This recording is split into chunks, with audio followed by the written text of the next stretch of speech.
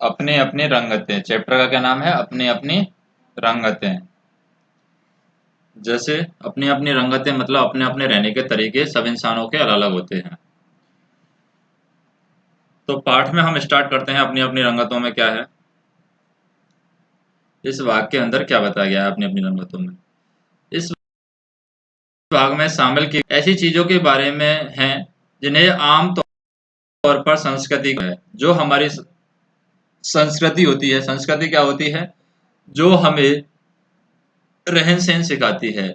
संस्कृति शब्द का जो दायरा है वो बहुत बड़ा है, यानी कि संस्कृति को हम कुछ शब्दों में नहीं बता सके, कुछ लाइनों में नहीं बता सकते। संस्कृति पर बहुत सारी किताबें लिखी जाती हैं। संस्कृति के अंदर बहुत सारी चीजें शामिल होती हैं। इसके अंदर विरासत भी शामिल है। संस्कृति के अंदर ही हमारी क्या आती है? विरासत आती है। विरासत क्या बोलते हैं? जो हमें पूर्वजों से मिलती है, जो हमें दादा परदादा या जो हमें माता पिता से मिलती है या जो हमें दादाओं के दादाओं से मिलती है, उन्हें हम क्या कहते हैं? विरासत कहते हैं।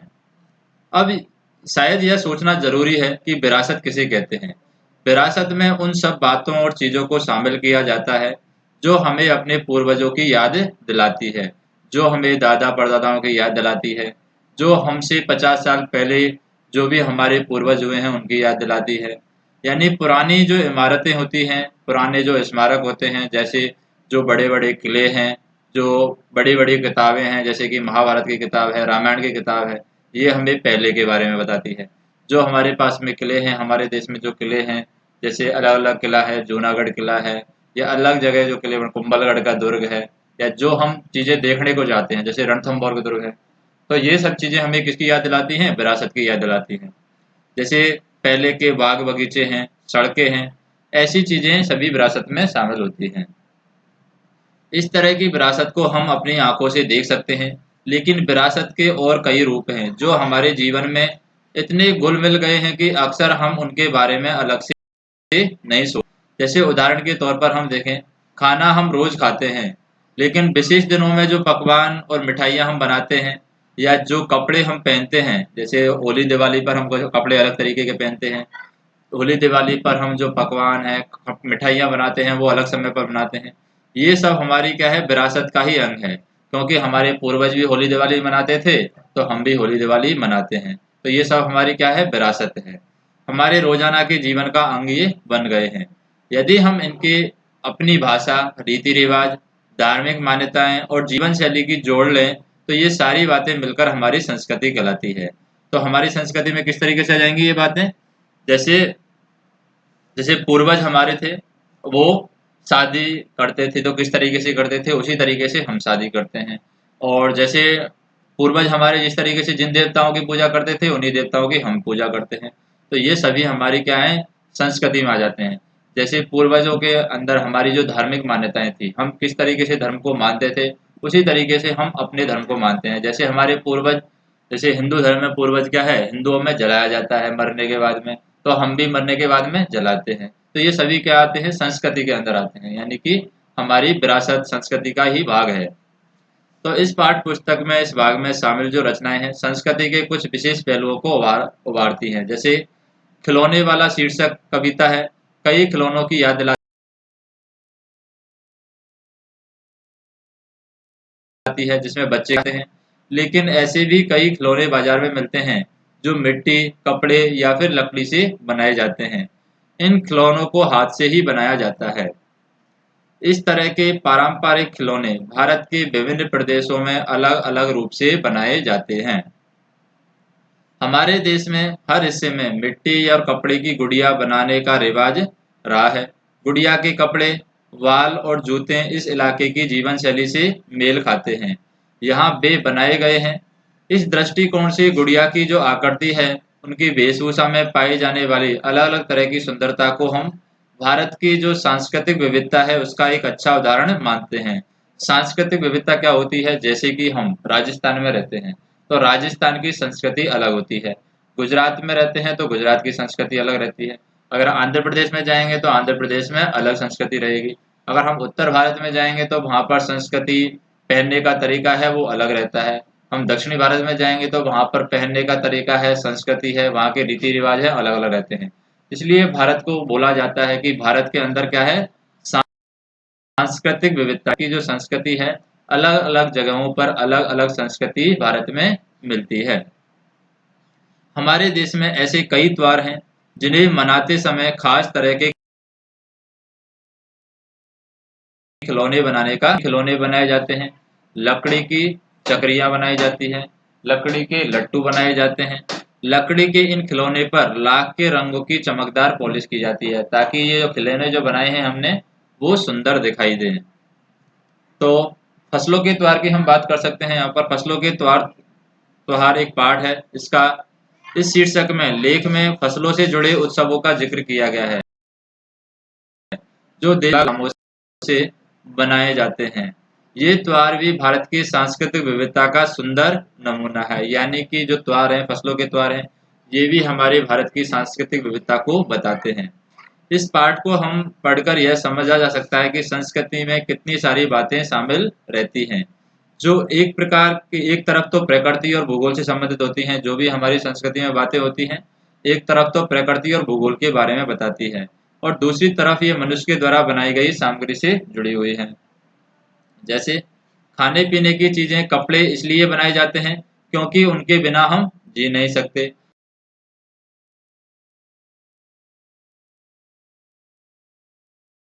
चीजें किसी उपयोगी हो जाती हैं क्योंकि वे सुंदर हैं। जैसे एक कहानी है, एक ऐसे ही लड़के के बारे में है जो पत्थर को तराशकर उन पर घंटियां बनाता था। और देश का कोई ऐसा क्षेत्र नहीं है जहां पत्थर, लकड़ी, मिट्टी, कपड़े या कागज की मदद से सुंदर चीजें नहीं बनाई जाती हो। भारत की हस्तकला सारी दुनिया में अपनी सुंदरता के लिए मशहूर है। हस्तकला क्या होती है? जो चीज हम हाथ से बनाते हैं उसको क्या बोलते हैं? हस्तकला बोलते हैं।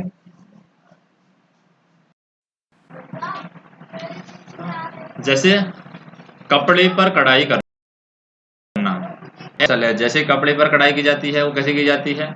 जैसे लुगड़ी में बेल लगाए जाते हैं या फिर लहंगे में बेल लगाई जाती है, तो ये सब कपड़े पर कढ़ाई है। कपड़े पर जैसे कोई भी कपड़ा बनाया जाता है, उसको सुंदर बनाया जाता है तो उस पर कढ़ाई करनी होती है, जिसका महत्व जहाँ चाहा वहाँ राह शीर्षक रचना में समझा गया है। तो एक पाठ है यहाँ पर, जहाँ चाहा वहाँ राह, यानी कि जहाँ पर हम चाहते हैं वहीं राह बना देते हैं, जो हम चाहते हैं वही काम हम करते हैं।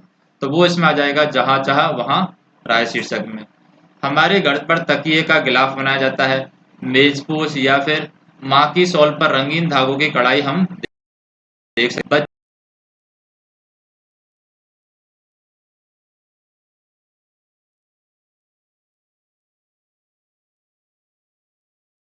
हैं। मिठाई और त्योहारों की तरह भी कढ़ाई की सैकड़ों शैलियाँ हमारे देश में अलग अलग हिस्सों में पाई जाती हैं। संस्कृति का एक और रूप हमारी पुरानी कहानियों से अभिव्यक्त होता है, जो कहानियां सैकड़ों वर्षों से चली आ रही हैं, जैसे लोक कथा कहते हैं।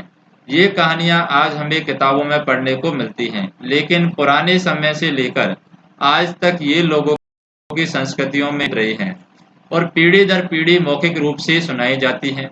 दुनिया के हर समाज में लोक कथाएं सुनाई या सुनी जाती हैं। दुनिया का कोई भी समाज हो, उसमें लोक कथाएं बताई जाती हैं कि पहले क्या होता था, अभी क्या हो रहा है। तो लोक कथाएं क्या होती हैं? जो कहानियां बहुत पुराने समय की हैं, जो सिर्फ हमें किताबों में पढ़ने को मिलती हैं, जो हम लोगों के द्वारा सुनते हैं, जो पीढ़ी दर पीढ़ी मौखिक रूप से सुनाई जाती हैं, जो बोलने के द्वारा सुनाई जाती हैं, उन्हें हम कहते हैं लोक कथाएं। ये कुछ कहानियां मिलती जुलती होती हैं, लेकिन हर जगह की लोक कथा अपना कुछ अलग रूप लिए रखती है। जैसे कि राखी की रस्सी शीर्षक कहानी में क्या बताया गया है? तिब्बत की लोक कथा बताई गई है, जो हमें वहाँ के समाज की एक झलक देती है। यानी तिब्बत की जो लोक कथा है वो बताती है कि तिब्बत में लोग किस तरीके से रहते थे और क्या काम करते थे। हम यदि अपने आसपास के इलाकों की लोक कथाएं पढ़े या किसी बड़े बूढ़े से लोक कथाएं सुने, तो उस कहानी में भी समाज, संस्कृति और इतिहास के बारे में बहुत सारी बातें हमें जानने को मिलती हैं। जैसे सबसे पहला पार्ट है यहाँ पर राखी की रस्सी। तो राख राख की रस्सी है। राख की रस्सी से हम क्या समझते हैं? राख की रस्सी में क्या है, उस कहानी के बारे में हम देखते हैं। जैसे क्या होता है, लौनपोगार तिब्बत के 32वें राजा कौन थे यहाँ पर? सोनंग बसेन गापो के मंत्री थे। तो यानी ये यहाँ पर लौनपेगार हैं, तिब्बत के 32वें राजा थे, उसके मंत्री थे। तिब्बत के 32वें राजा कौन थे? ये थे सोनग बसेन। ये तिब्बत के 32वें राजा थे। इसके मंत्री कौन थे? लोनपेगार।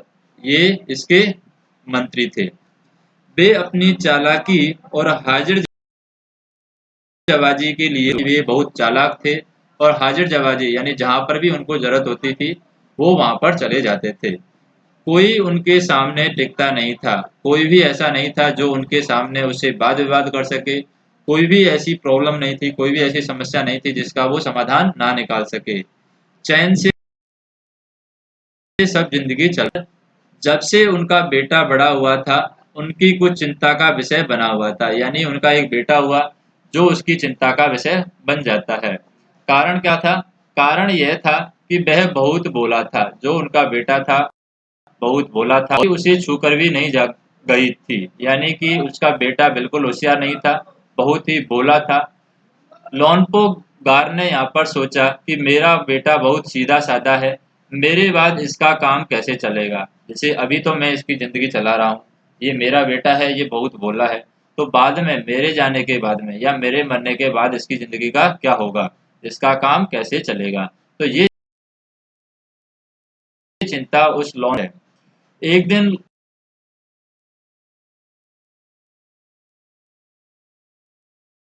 लोन पे गार ने अपने बेटे को 100 भेड़ दे दी और बोला कि इन भेड़ों को लेकर तुम कहाँ जाओ? शहर जाओ, मगर इन्हें मारना या बेचना नहीं। तुम्हें सिर्फ शहर जाना है, ना ही भेड़ों को तुम्हें मारना है और ना ही तुम्हें इन भेड़ों को बेचना है। और इन्हें वापस लाना है 100 जौ के बोरों के साथ। यानी कि भेड़ों को लेकर जाना है और इसे वापस लाना कहाँ पर है?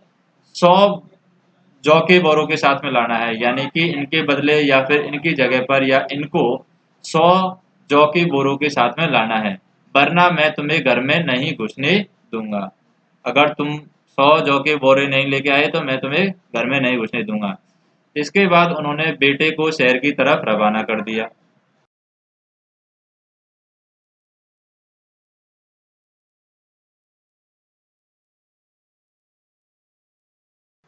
खरीद जौ के बोरे कहाँ से खरीदे? उसके पास में तो पैसे नहीं थे, सिर्फ उसके पास में 100 भेड़ें थी। वह इस समस्या पर सोचने विचारने के लिए सड़क किनारे बैठ गया। सड़क किनारे बैठ जाता है अपनी भेड़ों को लेकर के, मगर कोई हल उसकी समझ में नहीं आ रहा था। वह बहुत दुखी था।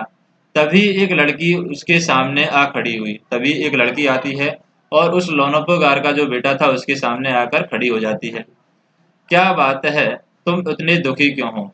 लड़की पूछती है लोनोपेगार के बेटे से कि तुम इतने दुखी क्यों बैठे हो। लोनोपेगार के बेटे ने अपना हाल कह सुनाया। उसने अपना जो भी हाल था, जो भी स्टोरी थी, उसको कह सुनाया। इसमें इतना दुखी होने की कोई बात नहीं है, तुम्हें दुखी यहाँ पर नहीं होना चाहिए। मैं इसका हल निकाल देती हूँ, मैं तुम्हें इसका हल बता देती हूँ कि तुम किस तरीके से 100 बोरी जौ ले जा सकते हो। इतना कहकर लड़की ने यहाँ पर क्या किया? लड़की ने भेड़ों के बाल उतारे और उन्हें बाजार में बेच दिया। तो लोनोपोगार की जो भेड़ थी, भेड़ों के बाल उतार दिए, और भेड़ों के बालों से क्या बनती है? ऊन बनती है। तो ऊन को यहाँ पर बाजार में बेच दिया। जो रुपए मिले थे उसने जौ के 100 बोरे खरीद कर उसे घर वापस भेज दिया। तो लोनोपोगार के बेटे को लगा कि उसका पिता बहुत खुश होंगे, मगर उसकी आप बीती पर उन्होंने ध्यान नहीं दिया। वे उठकर कमरे से बाहर चले गए और दूसरे दिन और कहा कि पिछली बार भेड़ों के बाल उतारकर बेचना मुझे जरा पसंद नहीं आया, मुझे अच्छा नहीं लगा। अब तुम दोबारा उन्हीं भेड़ों को लेकर जाओ और उनके साथ जौ के 100 बोरे लेकर ही लौटना। एक बार फिर निराश लोनोपोगार का बेटा शहर में उसी जगह जा बैठा। न जाने क्यों उसे यकीन था कि वह लड़की उसकी मदद के लिए जरूर आएगी, और हुआ भी कुछ ऐसा ही। वह लड़की आई। उसने यहाँ पर उससे उसने अपनी मुश्किल कह सुनाई।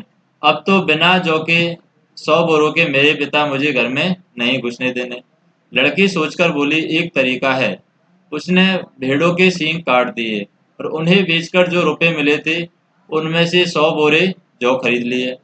बोर लोनो जो बोरे यहाँ पर लोनोपेगार के बेटे को सौंपकर लड़की ने उसे वापस घर भेज दिया। भेड़े और जौ के बारे में पिता के हवाले करते हुए लोनोपेगार का बेटा खुश था। उसने विजयी भाव से सारी कहानी कह सुनाई। सुनकर लोनोपोगार बोले, उस लड़की से कहो कि हमें 9 हाथ लंबी राख की रस्सी बनाकर दे। लोनोपोगार का बेटा है या लोनोपोगार है, वो अपने बेटे से कहता है कि जिस लड़की ने तुम्हारी मदद की है, उस लड़की से कहो कि हमें क्या दे, 9 हाथ लंबी राख की रस्सी बनाकर दे। यानी राख से किस तरीके से रस्सी बन सकती है, उसकी रस्सी हमें बनाकर दे। उनके बेटे ने लड़की के पास जाकर पिता का संदेश दोहरा दिया। लड़की ने एक शर्त रखी कि मैं रस्सी बना तो दूंगी, मगर तुम्हारे पिता को यह गले में पहननी होगी। यानी मैं राख की रस्सी बना तो दूंगी, लेकिन वो रस्सी तुम्हारे पिता को गले में पहननी होगी। लोनोपेगार ने सोचा कि ऐसी रस्सी बनाना ही असंभव है, इसलिए लड़के की शर्त यहाँ पर मंजूर कर ली। अगले दिन लड़की ने 9 हाथ लंबी रस्सी ली और उसे पत्थर के सिल पर रखा। 9 हाथ लंबी रस्सी लेकर के पत्थर के सिल पर रख दिया और जला दिया। रस्सी जल गई, मगर रस्सी की आकार की राख यहाँ पर बच गई। इसे वह सिल समेत लोनोपोगार के पास ले गई और उसे पहनने के लिए कहा। तो लोनोपेगार रस्सी के देखकर यहाँ पर चकित रह गए। वे जानते थे कि राख की रस्सी को गले में पहनना तो दूर, उठाना भी मुश्किल है। हाथ लगाते ही वह रस्सी टूट जाएगी। तो लड़की ने उसकी अपनी चालाकी यहाँ पर धरी रह गई और बिना वक्त गवाए लोनोपोगार ने अपने बेटे की शादी का प्रस्ताव लड़की के सामने रख दिया और धूमधाम से उन दोनों की यहाँ पर क्या हो जाती है, शादी हो जाती है। तो लोनोपोगार के बेटे और उस लड़की की यहाँ पर शादी हो जाती है। अब यहाँ पर क्वेश्चन क्या पूछा जाता है, जैसे भोला भाला क्या है। तिब्बत के मंत्री अपने बेटे के भोलेपन से चिंतित रहते थे। क्यों चिंतित रहते थे? तुम्हारे विचार में भी किन किन बातों के बारे में सोचकर परेशान थे? क्योंकि भोला भाला है, इसके बारे में क्या होगा, ये इतना समझदार नहीं है, ये सोच नहीं सकता, इसके बारे में चिंता थी। तुम तिब्बत के मंत्री की जगह होते तो क्या उपाय करते? तिब्बत के मंत्री की जगह पर अगर तुम होते तो तुम इसमें क्या उपाय करते? दूसरा, यहाँ पर शहर की तरफ के क्वेश्चन बताए गए हैं, जैसे कि मंत्री ने अपने बेटों को शहर क्यों भेजा था, किस लिए भेजा था? उसने अपने बेटों को भेड़ों के साथ शहर में क्यों भेजा? जानना चाहते थे कि बेटा है वो सफल होता है या नहीं होता है। तो तुम्हारे घर के बड़े लोग पहले कहाँ रहते थे, घर में पता करो। आस पड़ोस में भी किसी ऐसे व्यक्ति के बारे में पता करो जो दूसरी जगह आकर बस गया हो। उससे बातचीत करो, जानने की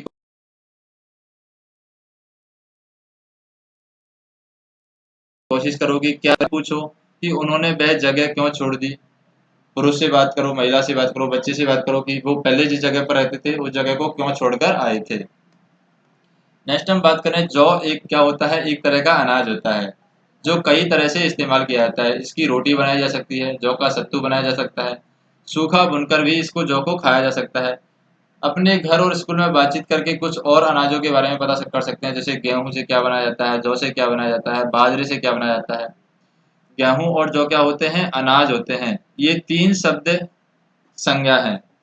कौन कौन से तीनों शब्द संज्ञा है? गेहूं भी शब्द है, जौ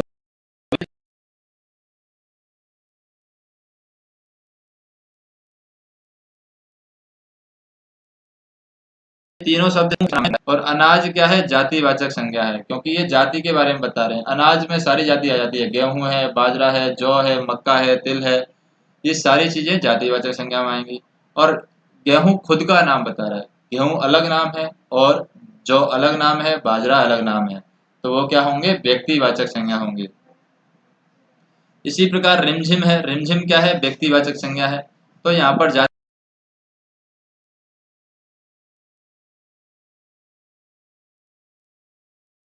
जातिवाचक संज्ञा है और यहाँ पर भाजन क्या है, एक जातिवाचक संज्ञा है। शहर, शहर क्या है, एक जातिवाचक संज्ञा है।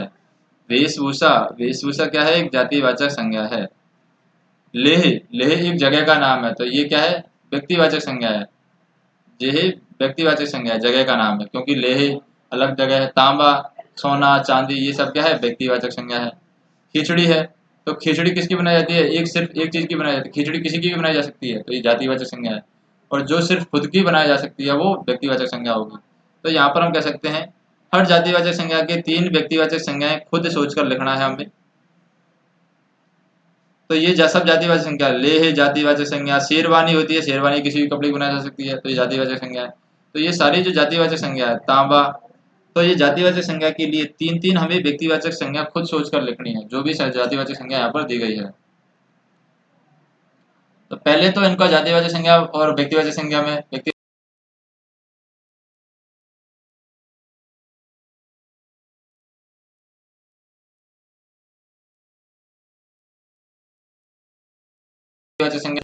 से तुम शेर में सवा शेर, यानी कि तुम अगर चालाक हो तो मैं तुमसे ज्यादा चालाक हूँ, तुम अगर समझदार हो तो मैं तुमसे ज्यादा समझदार हूँ, तुम अगर घमंडी हो तो मैं तुमसे ज्यादा घमंडी हूँ। तो उसका मतलब है तुम शेर तो मैं सवा शेर, यानी मैं तुमसे लोहा मान गए, यानी कि उसकी बात को मान गए, उसने जो कहा उसको मान गए। जैसे मान लो तुमसे कहा कि क्या बनाओ, राख की रस्सी बनाओ, उसने सोचा राख की रस्सी बनाना असंभव है, लेकिन उसने राख की रस्सी कैसे बनाई, 9 मीटर लंबी पहले से रस्सी ली, उसको जला दिया, राख की रस्सी बन गई, और उसको वो मंत्री है उठा भी नहीं पाया।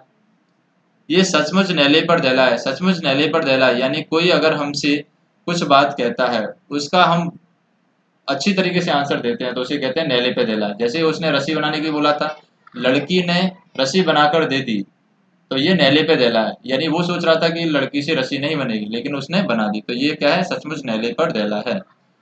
तुम्हें भी यही करना होगा, यानी कि तुम्हें भी ऐसा ही काम करना होगा, सभी लोहा मान जाए ऐसा काम करना होगा, या तुम्हें भी ऐसा करना चाहिए जो सभी नेले पर दहला उसको समझे। तुम भी ऐसा कोई काम ढूंढे जिसे करने पर सूझबूझ की जरूरत हो, जैसे कि यहाँ पर ये भेड़ के बाल बेच करके जो लाया था, ऐसा कोई काम सोच सकते हो जिसमें सोच समझ की जरूरत हो, जिसमें तुम्हें सोचने की जरूरत हो, उसे इस कागज में लिखो और तुम अपनी अपनी चिट को एक डिब्बे में डाल दो, डिब्बे के बीच में रखकर उनके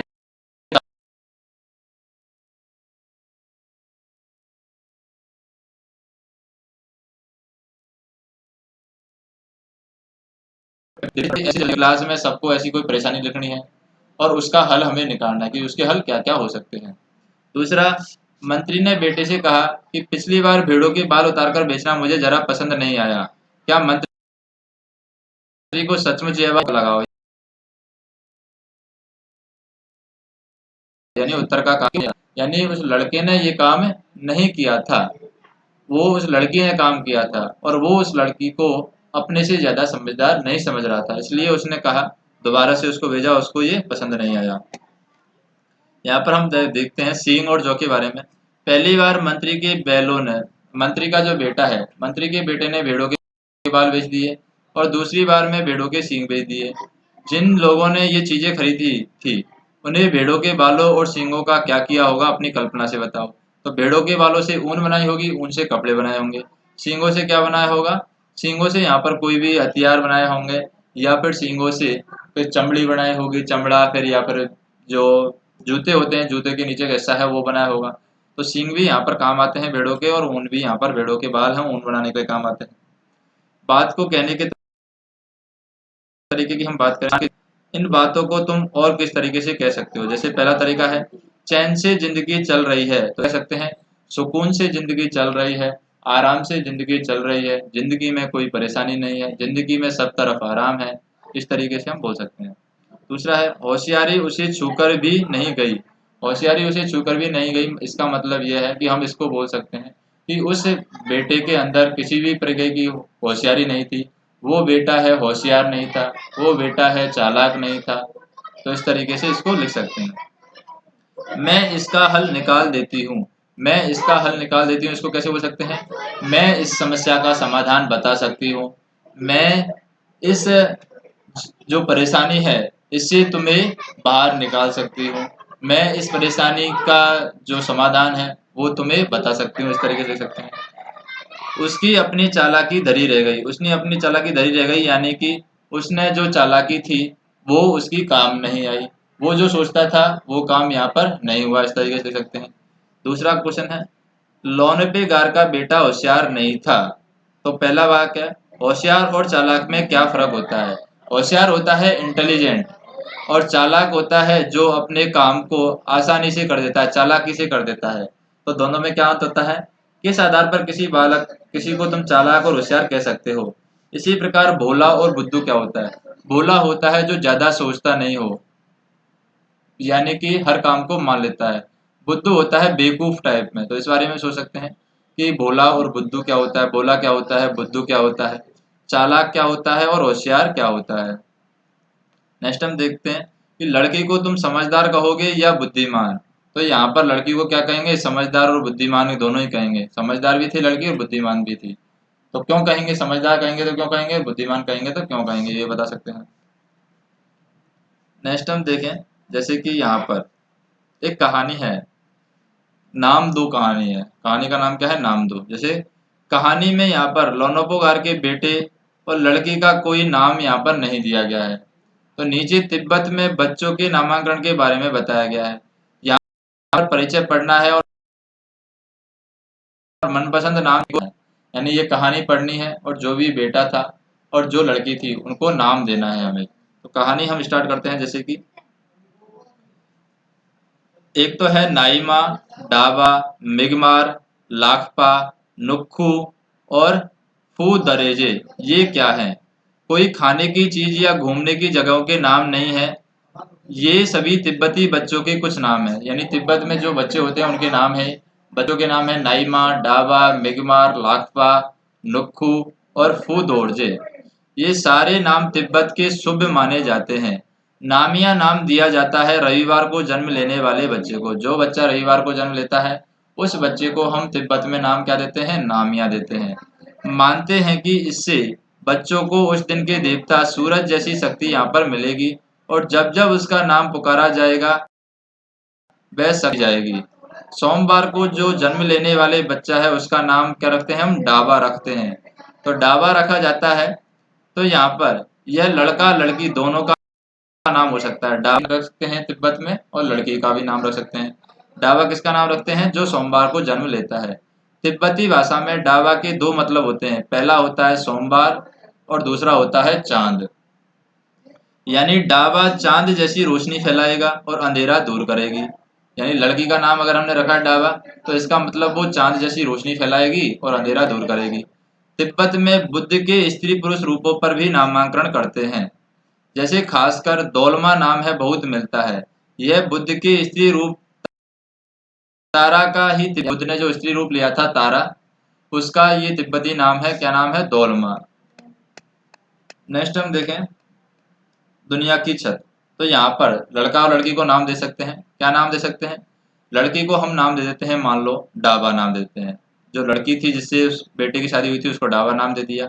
और लड़के का नाम हम दे देते हैं, क्या देते हैं? नाइमा नाम दे देते हैं। तो कोई भी नाम यहाँ पर हम इनमें से दे सकते हैं। डाइमा क्या देते हैं? नाइमा नाम दे दिया। अब बात करते हैं यहाँ पर बुद्ध की छत के बारे में। दुनिया की छत है।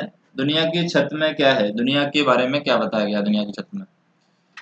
किसी भी लोक कथा को समझने के लिए उस इलाके की जलवायु के बारे में पता होना चाहिए कि वहाँ की जलवायु कैसी है, वहाँ गर्मी है, सर्दी है, उसके बारे में पता होना चाहिए। वहाँ के रहन सहन के बारे में पता होना चाहिए। वहाँ के खान पान के बारे में हमें पता होना चाहिए होता है। जिस इलाके में वह लोक कथा सुनाई जाती है, राख की रस्सी शीर्षक लोक कथा तिब्बत से संबंधित है, जिसे दुनिया की छत यहाँ पर कहा जाता है। तो दुनिया की छत किसे कहते हैं? हम तिब्बत को कहते हैं, क्योंकि यह बहुत ऊंचे पठार पर स्थित है। तिब्बत कहाँ पर है? ऊंचे पठार पर स्थित है, इसलिए हम इसको क्या कहते हैं? तिब्बत को दुनिया की छत। जमीन के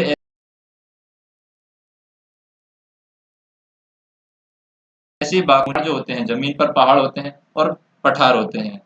तो ये पठार हैं, ये क्या होते हैं? मैदान से तो ऊंचा होते हैं और पहाड़ से नीचे होते हैं, उन्हें हम कहते हैं पठार। तिब्बत के पठार पर खड़े हैं ऊंचे ऊंचे पहाड़ जो हिमालय का हिस्सा है।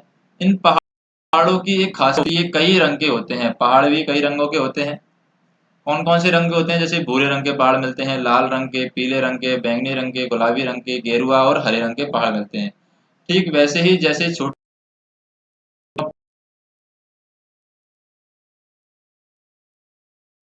में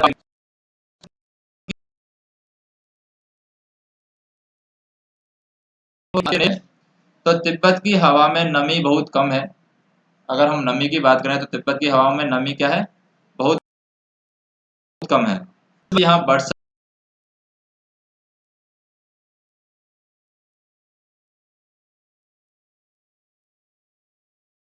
साथ और भारत का जो पूर्व भाग है वो भी यहाँ पर ऐसा ही है, जहाँ घने जंगल पाए जाते हैं। इन जंगलों में पेड़ पौधे, पशु पक्षियों की दुर्लभ किस्में मिलती हैं। दुर्लभ किस्में क्या होती हैं? जो बहुत कम मिलती हैं। ऐसे पक्षी यहाँ पर मिलते हैं जो हम देख नहीं सकते या जो हम ज्यादातर नहीं देखते हैं। ऐसे पशु पक्षी यहाँ पर मिलते हैं। तरह तरह के पेड़ पौधे मिलते हैं, तरह तरह की जड़ियाँ बूटियां यहाँ पर जंगलों में मिलती हैं। तिब्बत तिब्बत की जो मिट्टी है कहीं रेतीली है, यानी रेत ही रेत है, तो कहीं पर लाल है, पीली है और कहीं पर काली है। तिब्बत में लगभग 1500 झीलें, कितनी झीलें हैं? 1500 झीलें। ये झील बनती हैं पहाड़ों की बर्फ पिघलने से, यानी पहाड़ों की जब बर्फ पिघलती है तो क्या बन जाती है? झील बन जाती हैं। इनमें मानसरोवर झील का बहुत नाम है। यहीं से जो सांगपे यानी ब्रह्मपुत्र नदी निकलती है। तो तिब्बत में जो मानसरोवर झील है, उस मानसरोवर झील से कौन सी नदी निकलती है? यहाँ पर सांगपे यानी कि ब्रह्मपुत्र नदी यहाँ पर निकलती है। काफी ऊंचाई पर बसा होने के कारण तिब्बत बहुत क्या है? ठंडा प्रदेश होता है, वहां पर ठंड ज्यादा होती है। यहाँ की सर्दी का हाल बहुत ज्यादा है, पूछने वाला नहीं है। यहाँ की सर्दी का हाल मत पूछो। ऐसा लगता है जैसे किसी ने फ्रीज में डाल दिया हो। ऊपर से यहाँ पर तेज और ठंडी हवा चलती है, इसलिए वहाँ के लोग हमेशा भारी भरकम गर्म कपड़े यहाँ पर पहनते हैं। यानी तिब्बत के जो लोग हैं वो बहुत गर्म कपड़े पहनते हैं, बहुत ज्यादा कपड़े यहाँ पर पहनते हैं, क्योंकि ठंड वहाँ पर बहुत है। तिब्बती लोगों की घर बनाने की कारीगरी, यहाँ तिब्बत का घर ये दिखाया गया है किस तरीके का यहाँ पर तिब्बत में घर बनाया जाता है। ये घर बहुत ही शानदार बनाते हैं। यहाँ लकड़ी के बने हुए बहुमंजिला घर हैं। घर लकड़ी से बनाए जाते हैं। लोग अब पत्थर, मिट्टी और सीमेंट के घर भी यहाँ पर बनाने लगे हैं। पहले यहाँ पर ये जो लकड़ी है, लकड़ियों के ही घर यहाँ पर बनाए जाते थे। खिड़कियां भी बहुत अधिक बनाई जाती हैं इन घरों में, ताकि सूर्य की ढेर सारी रोशनी है घर के अंदर आ सके। भूकंप से बचाने के लिए दीवारें अंदर की ओर थोड़ा झुकी रहती हैं, ताकि भूकंप का यहाँ पर नुकसान ज्यादा ना हो। तिब्बत का सबसे बड़ा शहर है लहसा। तो यहाँ पर लहसा लहसा एक शहर है जो तिब्बत का सबसे बड़ा शहर है। यहाँ पर 3650 मीटर की ऊंचाई, यह दुनिया का सबसे ऊंचा शहर है। ये कितनी ऊंचाई है इसकी? 3650 मीटर की ऊंचाई है और दुनिया का सबसे ऊंचा शहर है। माना जाता है कि कपड़े और खाने पीने के लिए यहाँ का बाजार, खाने पीने की चीजें बहुत मिलती हैं। लहसा को तिब्बतियों का दिल कहा जाता है। ये बहुत सुंदर है। इसको हम तिब्बती लोगों का क्या कहते हैं? लहसा को दिल कहते हैं। तो ये तिब्बत की कहानी है।